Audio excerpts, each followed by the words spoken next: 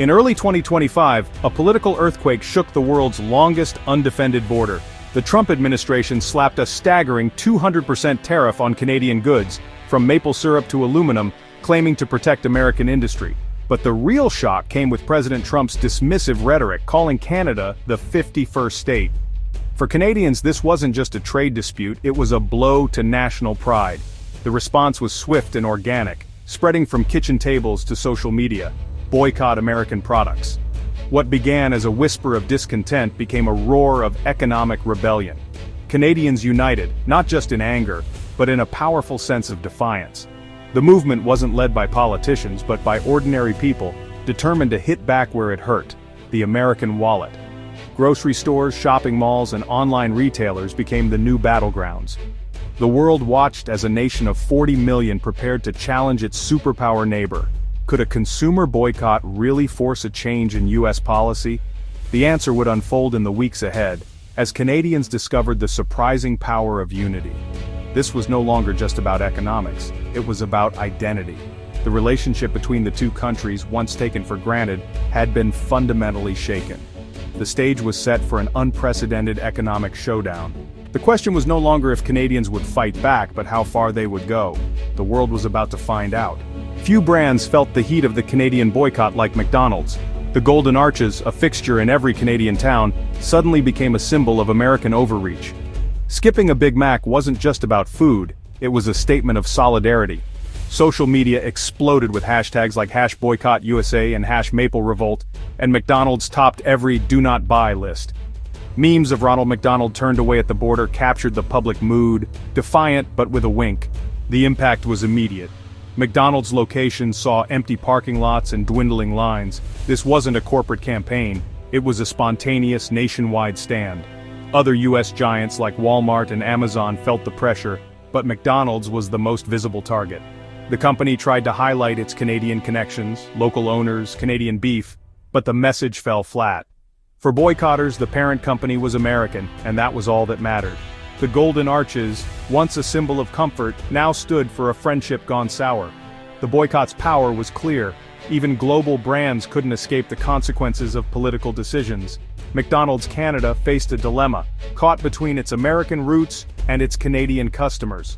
The brand's struggle became a daily reminder of the movement's reach. In 2025, every skipped burger was a vote for Canadian pride. The message was simple: Canada would not be taken for granted.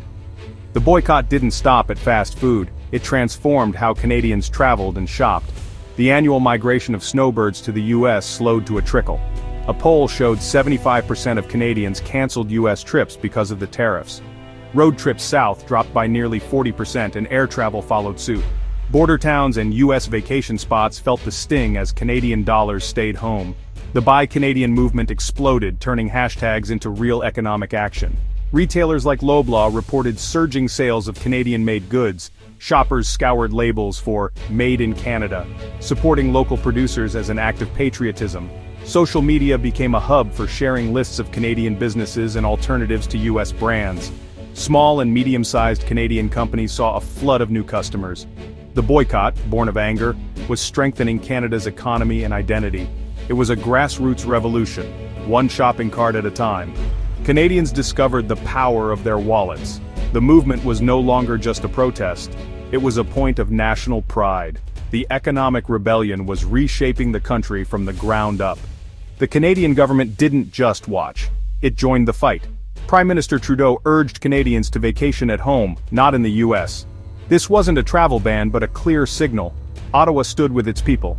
Trudeau's viral post after a hockey win over the U.S. captured the mood. "You can't take our country, and you can't take our game."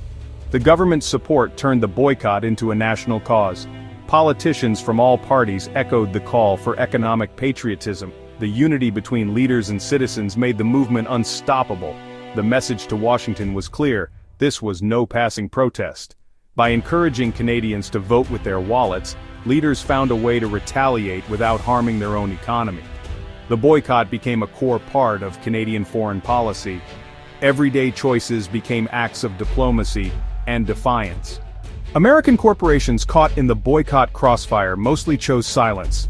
Brands like McDonald's, Walmart, and Amazon avoided public statements, fearing backlash from both sides. PR experts warned that maple washing, pretending to be more Canadian, would backfire. Most companies hoped the storm would pass if they kept quiet, but silence was seen as indifference, fueling even more anger. A rare exception came from Jack Daniel's, whose CEO admitted the boycott was hitting hard as their whiskey vanished from Canadian shelves. For brands with deep Canadian roots, the challenge was to prove genuine commitment without taking sides. Some tried to highlight local investments and Canadian employees. But most major brands chose to say nothing, unwilling to risk a misstep.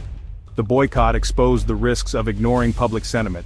For many American companies, the cost was more than lost sales, it was lost trust. The lesson was clear: in a crisis, silence can speak volumes. Canadian consumers were listening.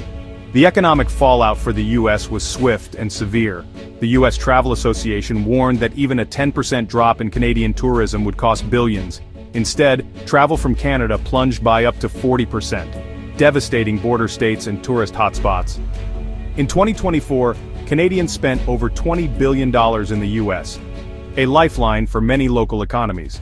As the boycott took hold, hotels, restaurants, and attractions saw catastrophic drops in revenue. The tariffs meant to protect American jobs were now destroying them in tourism and retail. The law of unintended consequences hit hard.